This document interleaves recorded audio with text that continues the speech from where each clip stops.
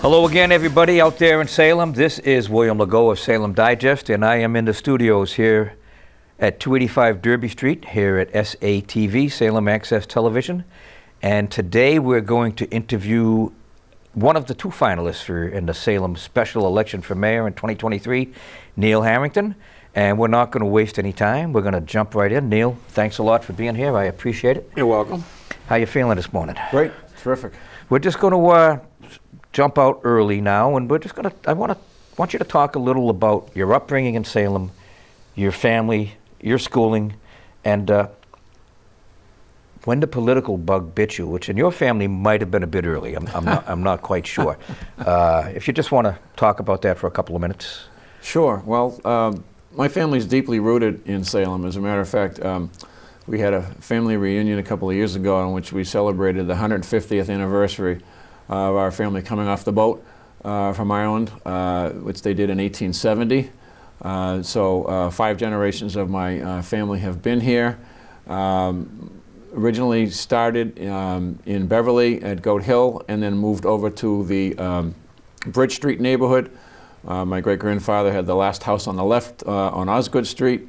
Oh, really? Yes. Oh, my nice. Grandfather wound up buying a house on Barton Street, the next street over, which is where my dad and his 5 siblings grew up. My father was the youngest of 6.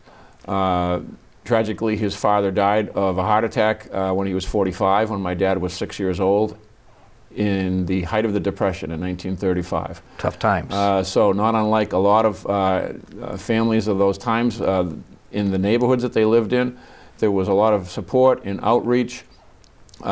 People took care of, literally, the young kids in my father's family, and that they grew up with poverty, but they grew up with a lot of love, and they grew up with a lot of neighborhood support. Some of those families are still living in that neighborhood.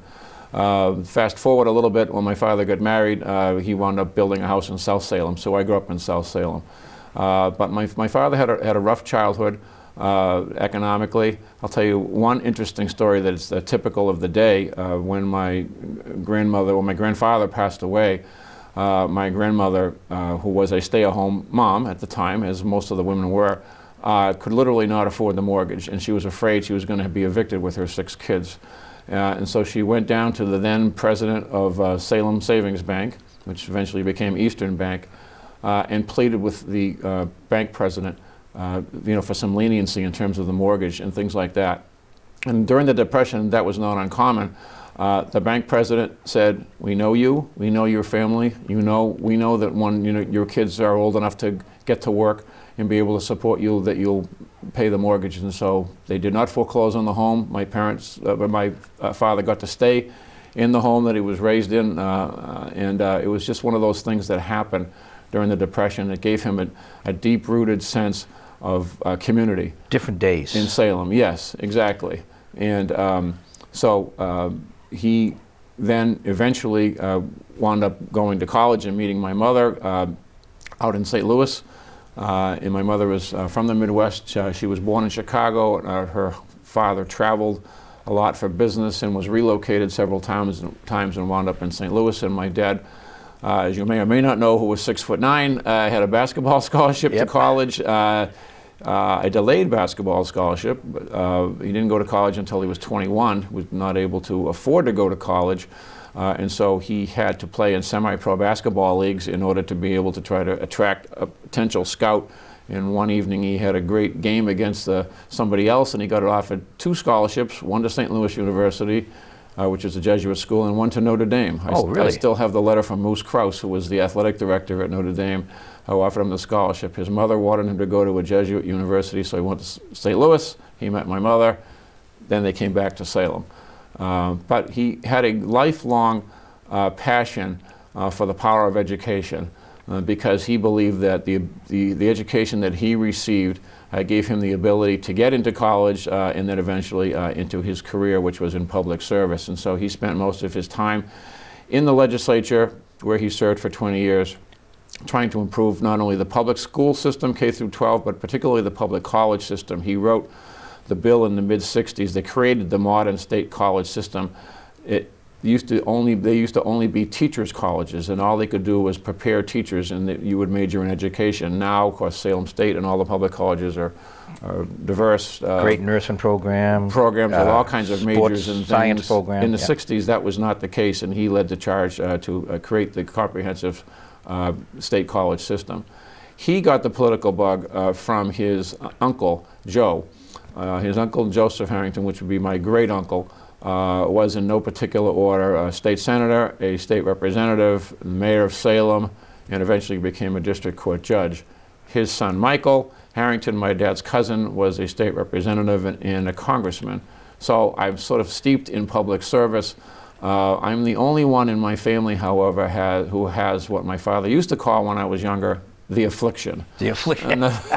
In other words, you know, a penchant for public service, wanting to give back to the community in an elected role or even an appointed role. None of my siblings have had the faintest interest in going into government, so I'm the only one. The affliction, I like that. In my family who has the affliction, and it's been a lifelong affliction for me. I believe deeply in public service, not only, as I said, on the elected level.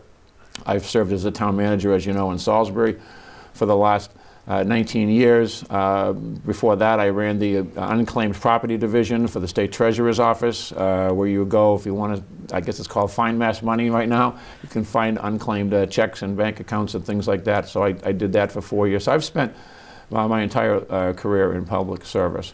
So it's been a gratefully rewarding, although not lucrative, career. But I've been very fortunate to be able to do something I love for my job. And so that's kind of a brief overview and background of my family's involvement here in Salem. We've been here, as I said, for 5 generations. I'm happy to say that my grandchildren have been baptized here, and they will continue to be Harringtons in Salem. Now, you started out on the city council? I started out on the city council in the mid-'80s, and after 4 years I challenged the incumbent mayor at the time, Tony Salvo, and beat him by a couple hundred votes. It was a very, very close race. When I didn't know it was that tight a race. Yeah, it was a very close race. Well, a little bit more of Salem political history. For many years there were 2 rival factions in Salem. There was the Harrington faction and the Collins faction. Absolutely. Dick Collins was the longest serving, and still is, the longest serving mayor in the history of the city, 20 years, from 1949 to 69. Joe Harrington, my great uncle, as I mentioned, was mayor in the 40s. He served 1 term and was defeated by Dick Collins, who then went on to serve 20 years as mayor. 15 years after he defeated Joseph Harrington, he also defeated Michael Harrington, who had grown up in Salem, gone to Harvard Law School, and was on the city council and ran for mayor. So Dick Collins defeated Joe Harrington and his son, Michael, both for mayor, and then served 20 years and retired after 20 years. So he was the longest serving mayor. So the Harrington-Collins rivalry lasted for a long time. It was a multi-generational rivalry. Interestingly enough, both Irish Catholic families. The Collins family was very closely associated with JFK's family. So they were both very influential. Didn't agree politically on many things. So it was known for a long time that you were either a Collins person politically or you were a Harrington person politically. I remember my father talking about that when I was a kid. I also have pictures of JFK with both Mayor Collins and his brother, the postmaster, from the 50s. That's correct. And postmasters at the time were direct presidential appointments. Right. And Mayor Collins, his brother, was the postmaster in Salem, directly appointed by John F. Kennedy. Yeah. That is correct. Years later, when I became mayor, when the middle school was built, we were thinking about a name for the middle school. And I decided that since there was nothing named after the longest serving mayor in the city, that it should be named the Francis X. Collins Middle School. And so the school committee supported me in that.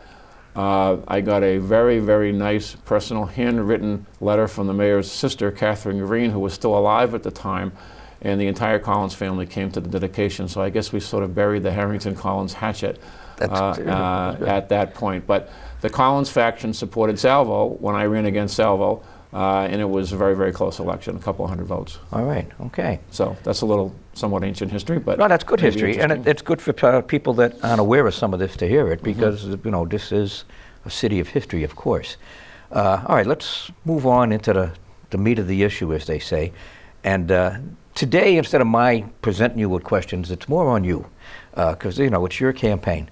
So you're busy running a campaign.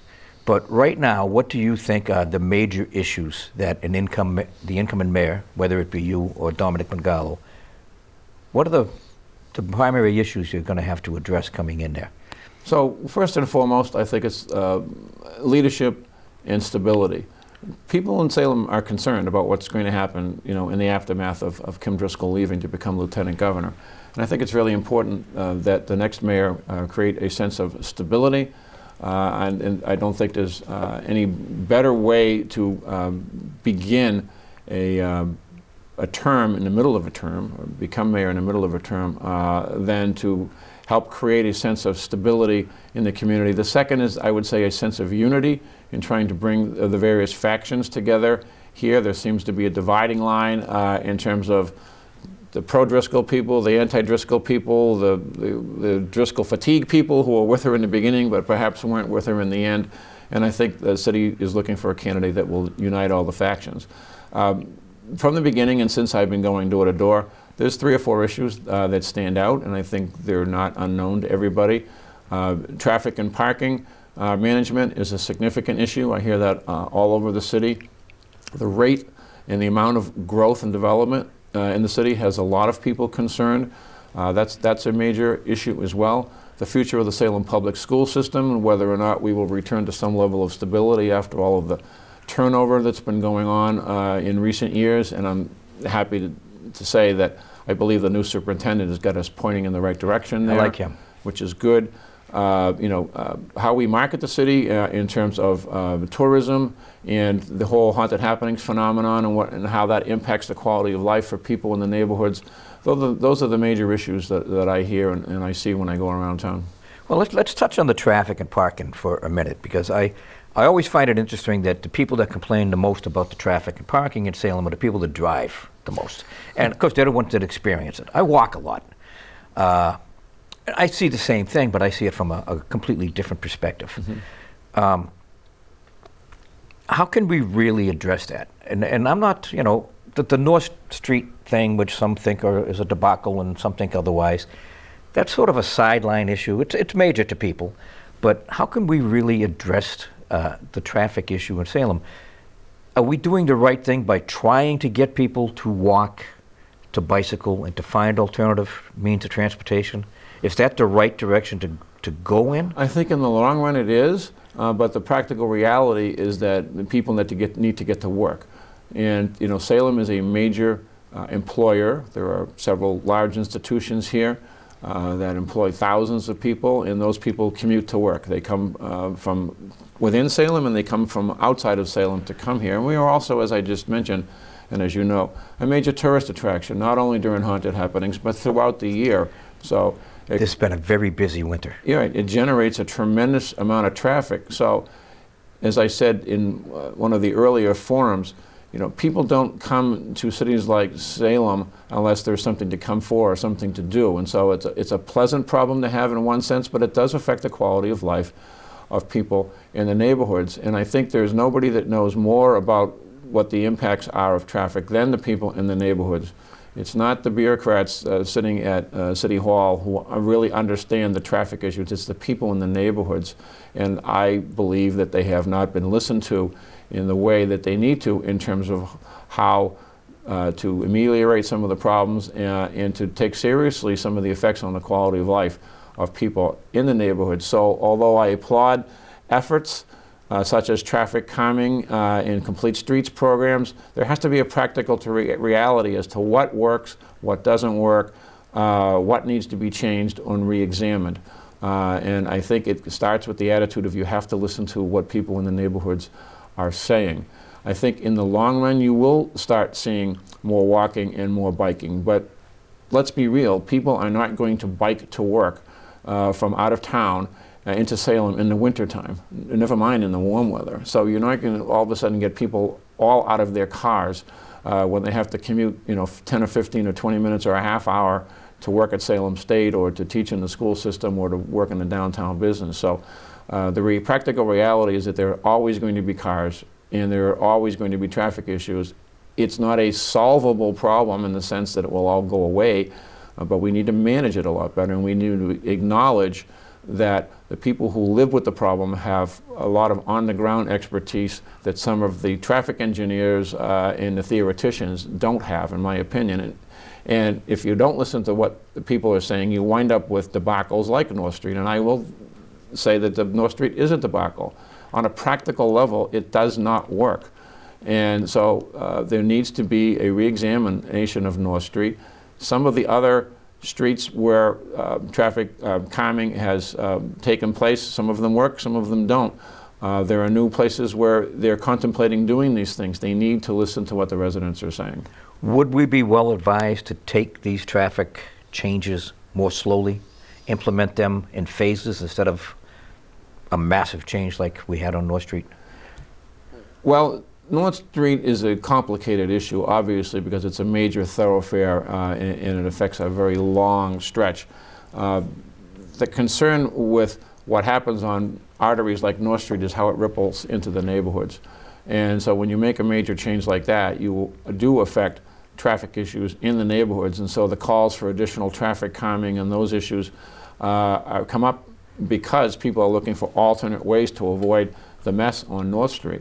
So it may not be necessarily taking it slower, but taking a different approach, I think, is really necessary. And the other thing that I would say in that regard is I think that the current system of having all of the meetings remote, where people are logging onto their computer, is really sort of an antiseptic way of governing, in the sense that you don't engage with people on a personal level. People don't have the opportunity to come physically to a meeting and to make public comment to a board that's physically present. I understand during COVID that was necessary. We are now post-COVID.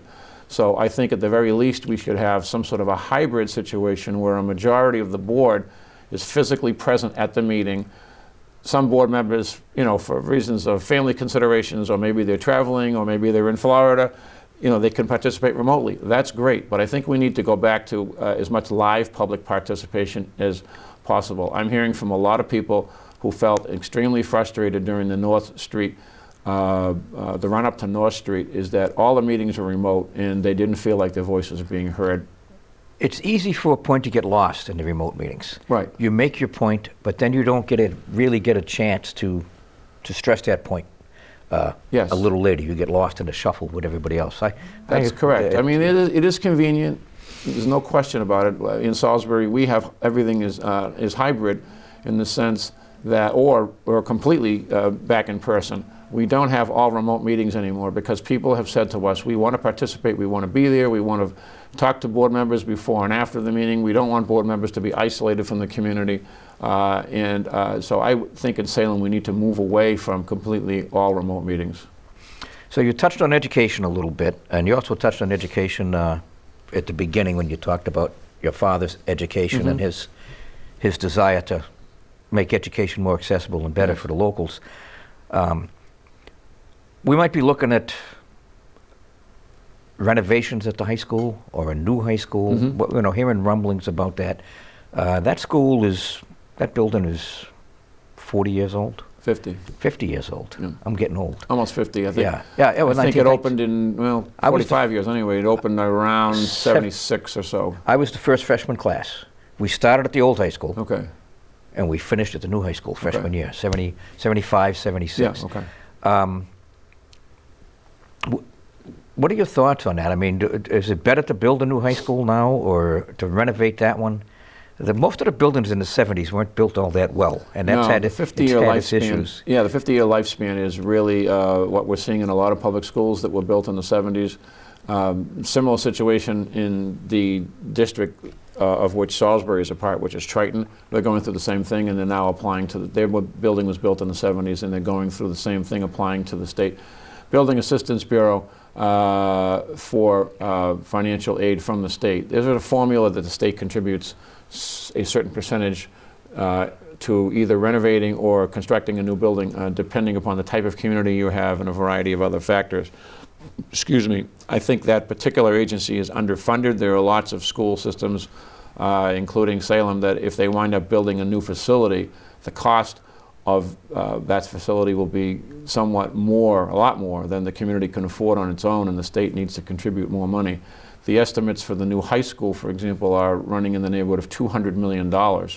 And even if the state contributed, let's say, I'll make up a number, 60%, you're still looking at an $80 million override for the taxpayers of Salem, which I'm sure I haven't done the math, but that's a significant increase in everybody's tax bill. Absolutely. So everybody wants good facilities, but we need to take a careful look at the cost and the scope and whether or not the renovation option has been studied enough. I don't know. My guess is that they have studied it and determined that in the end it would be more efficient and programmatically would be better to build a new high school. So I think that's where they are at this point in time. But the process is such that it would take 5, 6, 7 years before they actually built the facility. So there's a lot of time to examine and study all of the issues further. But they are in the pipeline, and I give a lot of credit to the superintendent and the school committee for taking this issue seriously in looking at being able to provide for kids going to the high school the best possible learning environment.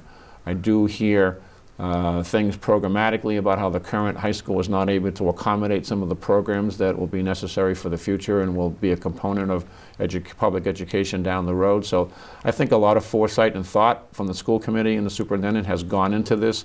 I do worry about the cost, but it's only at the beginning of the stages of examination, and they have to look at all options and alternatives before they make a final decision. Well, while we're looking at the actual potential building of the new school, and you brought up programming,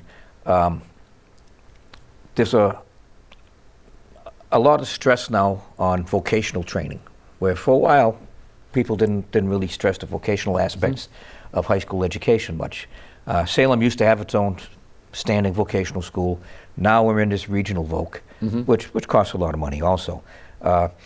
Is Salem really well served by having this, depending on this regional voc, or is it time for Salem to start to focus more on having some more in-house vocational training within our own school system, especially for the kids that can't get into the regional voc? Well, I think it's more cost efficient in the long run to be part of the North Shore Regional Voc Tech School. However, there's a major problem bubbling underneath the surface now of when it comes to the vocational schools, and that is there is a very strong feeling that the vocational schools are selectively taking kids that they think will be better prepared for college. And so you're now winding up with the vocational schools having a much higher percentage of kids going to college when they graduate than actually going into apprenticeship programs and things like that. And it's bothering and upsetting, rightfully so, superintendents all across the North Shore because they feel that there are kids who don't want to go to college at this particular time, or perhaps don't want to go to college ever. They want to get into the workforce. And those are the kids that need to get into vocational schools like the North Shore Voc Tech. And it's not happening at the rate in which we feel it should happen. There's another issue going on, which I think is a very serious issue, and there's been a lawsuit filed about it statewide, which is the percentage of people of color being accepted into vocational schools is much less than the actual percentage of students of color. And so there's a statewide lawsuit that's been filed against collectively several vocational schools claiming they're basically discriminating against students of color because they're not accepting enough of them into the vocational schools. And I believe that is true based on the statistics that I've read.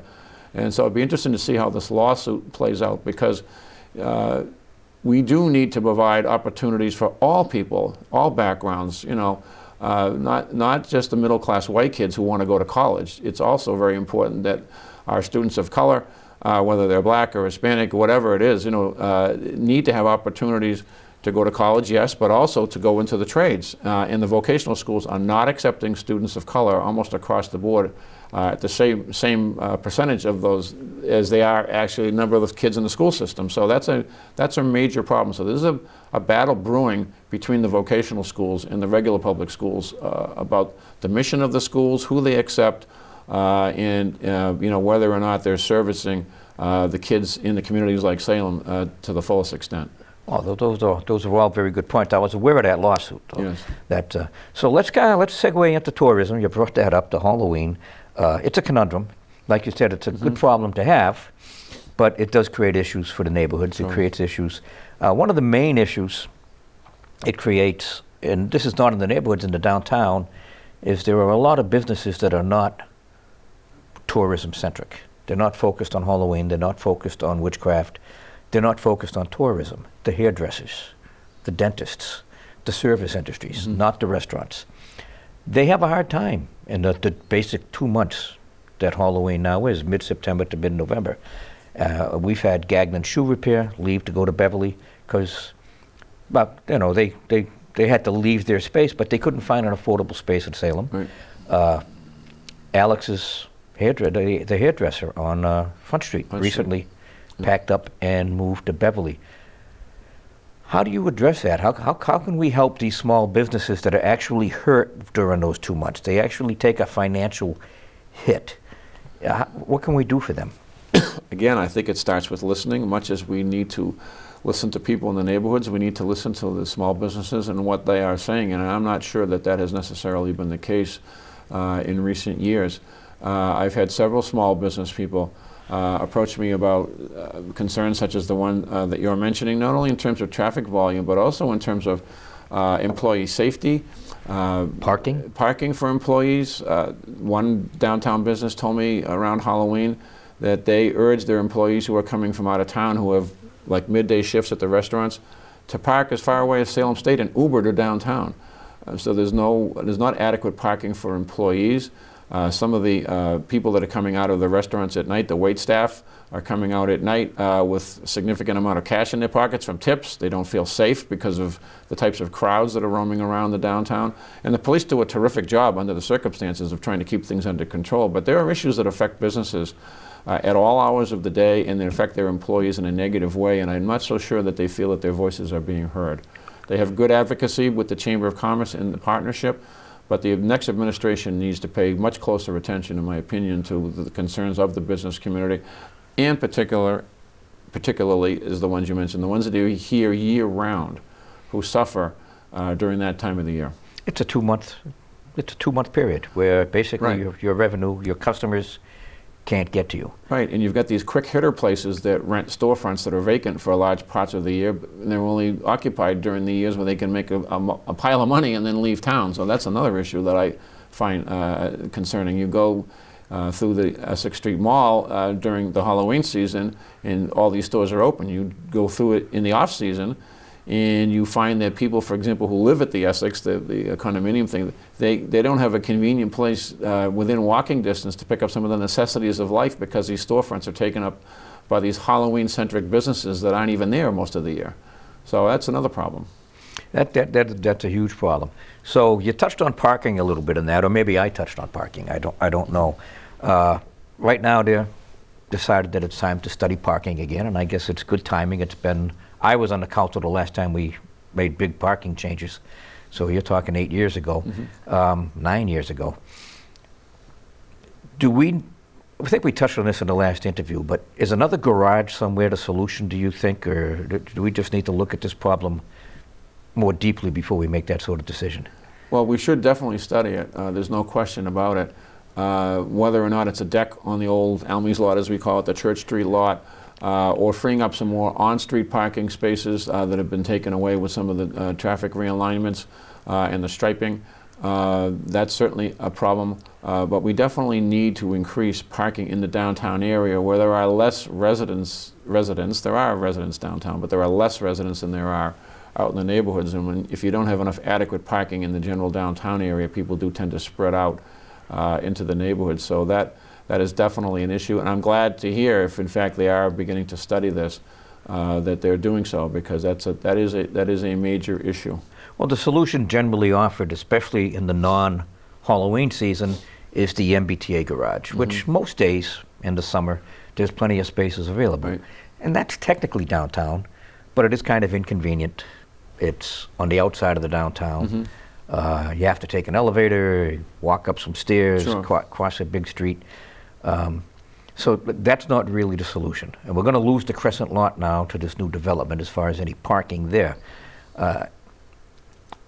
Where do you think, is there a good place for, say we can't tear down the current parking garage, even though I think we should. Other than the Almy's lot, do you think there's a decent place to put a garage in Salem right now? It would certainly have to be studied. Yeah. I do think there are certain areas that I mentioned earlier on street that at least around the margins you can create additional parking. I don't quite understand why the outdoor dining platform out in front of Ledger that extended out into the street was not taken up during the off-season to allow the 6 or 8 or 10 parking spots that used to be there. Apparently that's now going to be a permanent. That's meant as a permanent fixture. I don't know if they're ever going to concrete it, but I'm all in favor of the outdoor dining for Ledger, Yeah. but you know, in the off season for that 5 or 6 months, you've eliminated 8 or 10 parking spaces. And Now now- that's not going to solve the whole problem, but it is on-street convenient parking. You can It get right is. out of your car and do a lot of business in downtown right And there. I'm not sure Ledger's going to use that space for dining this year. I'd be surprised.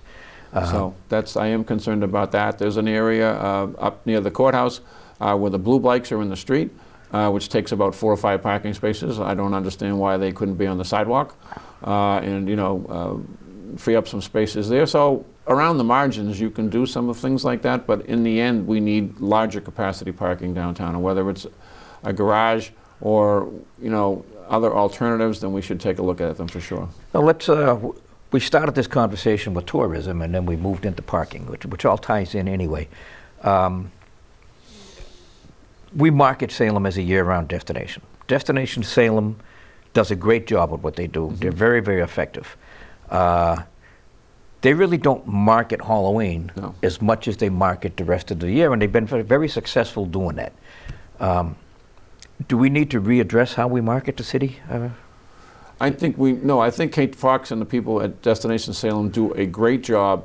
For the other 10 months of the year, you talk to her and she'll tell you that something like only 5% of her money That they goes don't need to market into marketing Halloween, which kind of markets itself. But it's the lack of direction from the corner office in terms of the image that we want to portray 12 months out of the year, not just 10 months out of the year. The Destination Salem does a very good job, and off-season tourism, so-called, is very good. You can look at the hotels and the B&Bs in the off-season, and they're doing pretty well, which is not bad. It's the size and the lack of control during those 2 months that has concerned me. So the overall marketing of the city by Destination Salem, I think, is very good, but the fact that the city is not controlling the marketing or having a major say in the marketing for Haunted Happenings, that's the gap, as far as I'm concerned. And that's difficult to address. There's outside forces doing a lot. There of are that. outside forces, but again, the city has a responsibility to its citizens and the business community, as you mentioned, to work through these issues all 12 months of the year, not just 10 months of the year, and during those other 2 months just say, well, they're going to come anyway, there's not much we can do about it. That's not a very responsible attitude. Well, one of the complaints that a lot of people make, especially about downtown Salem, is that it's too Halloween-centric. They'll even say too witch-centric. Now, it's hard to control that sort of thing. People that own the property have the right to rent who they want to rent to. There is just a couple of landlords in Salem who make it a mission not to rent to tourist-focused businesses. Goldberg, for instance, just generally doesn't do that. Is there any way the city can influence like these pop-up shops that you were talking about that just show up? Yeah, I would like to have a conversation with the major property owners downtown to see what their feeling is about these types of things, and to perhaps move them off of renting to so many witch-centric businesses, as you called them. In talking to people at the Chamber of Commerce and in the partnership, there is a demand from retail business to move into Salem, some type of niche retail businesses. Some of the ones that have moved in have done extremely well. You know, the cheese shop and the bakeries and the places like those are terrific businesses, and they're great. And as I mentioned earlier, people who live in and around the downtown love those types of things in terms of the convenience for them. But some of the other types of businesses that you mentioned that are here solely to take advantage of that peak season, I would have a conversation definitely with the property owners about moving away from that and moving to something that services the community year-round. Would that be a case of, I mean, a conversation is one thing, would that be a case of possibly offering incentives of some kind through the city to? It's kind of too early to say, you know, Yeah. what the approach would be, but I would certainly be interested in hiring perhaps a consultant or someone who's worked in another community that faces this type of an issue. Maybe not necessarily, you know, witch-centric businesses, but not having the proper mix or the desirable mix of certain types of retail businesses. So there are people who deal with these issues that have far more expertise than I do, but I do think the mayor sets a tone in terms of expectation as to the image of the city that needs to be portrayed. I get very frustrated when I see some of these social media sites. I was on one yesterday and I was clicking through it. I was looking at on my cell phone and it said, you know, 10 most interesting things to see in Salem, Massachusetts. I saw that one. One of them was Fort Sewell, which is Yeah. in Marblehead. Right. Okay. Yeah, And they didn't even spell it right. They spelled it Seawall. Yep. So these outside marketing groups promote things about Salem that I don't think cast the city in the best light. And so, again, the mayor can't control everything that goes on in the social media world either, but the messaging that comes or doesn't come from the mayor's office about how we want other people to view our city. We do want people to have fun, of course. We want people to come with families and enjoy themselves, but the lack of focus from the corner office on how to portray the city and how most of the residents, I think, would like to see their city portrayed is a gap that needs to be filled. In this day and age when everything's done on these things, internet, I've always wondered, and I've asked the question many times before I got politically involved and even during and after, does Salem do a good enough job of trying to recruit some of these small to medium-sized white-collar businesses, architects, financial businesses, small engineering firms? Do we do enough to try to attract them to come here from Boston and do business here with physical office space, where the rents, even those rents, are much cheaper than Boston? Sure. I can't speak with any level of expertise as to how the current staff does economic development promotion, but I do believe and agree with you that those are the types of businesses that could thrive here. There's a lot of space downtown on the second floors of a lot of these older buildings. Sure. That could easily be renovated and converted into the types of businesses that you're talking about. That don't take up a lot of services, attract young professionals, perhaps would attract people to even live here, either in the downtown or some other part of Salem. And these are good paying jobs, so that you would think that people would be able to afford to live in and around Salem. Some of the people that own those businesses do live here. Yeah.